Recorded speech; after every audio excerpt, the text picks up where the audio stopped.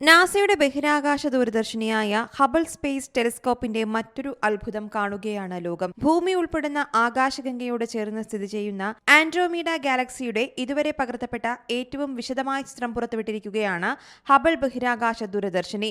ഭൂമിയിൽ നിന്ന് 25 ലക്ഷം പ്രകാശവർഷം അകലെയുള്ള നക്ഷത്ര സമൂഹമാണ് ആൻഡ്രോമീഡ ഗാലക്സി.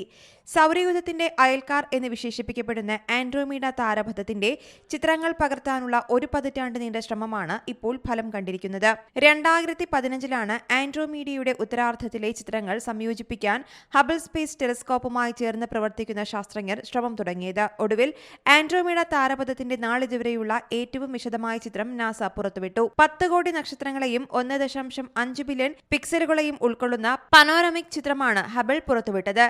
ആൻഡ്രോമീഡ ഗാലക്സിയുടെ ഉത്തരാർദ്ധത്തിലെ ചിത്രങ്ങൾ സംയോജിപ്പിക്കാനുള്ള ശ്രമങ്ങൾ പൂർത്തിയായതായി വാഷിംഗ്ടൺ സർവകലാശാലയിലെ സോവോസെന്നും സഹപ്രവർത്തകരും വ്യക്തമാക്കിയിട്ടുണ്ട്. കടൽത്തീരത്തെ മണൽത്തിരികൾ പകർത്തുന്നത് പോലെ സൂക്ഷ്മമായ ജോലിയാണിതെന്നാണ് സോവുവിന്റെ വാക്കുകൾ. ആൻഡ്രോമീഡ ഗാലക്സിയിലെ ദശലക്ഷക്കണക്കിന് നക്ഷത്രങ്ങളുടെ തിളക്കം ഈ ചിത്രത്തിൽ കാണാനാകും. ഹബിൾ സ്പേസ് ടെലിസ്കോപ്പ് ഉപയോഗിച്ച് പകർത്തപ്പെട്ട ഏറ്റവും വിപുലമായ ചിത്രം കൂടിയാണ് ഇത്. ഒരു സർപ്പിളാകൃതിയിലുള്ള താരാപഥമാണ് ആൻഡ്രോമീഡ എന്നറിയപ്പെടുന്നത്.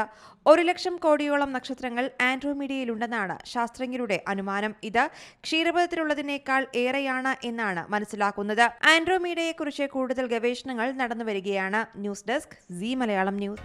പുതിയ വാർത്തകളും വിശേഷങ്ങളും ഇനി വിരൽ തുമ്പിൽ. എല്ലാ ഡിജിറ്റൽ പ്ലാറ്റ്ഫോമുകളിലും ഇപ്പോൾ സീ മലയാളം ന്യൂസ് ലഭ്യം.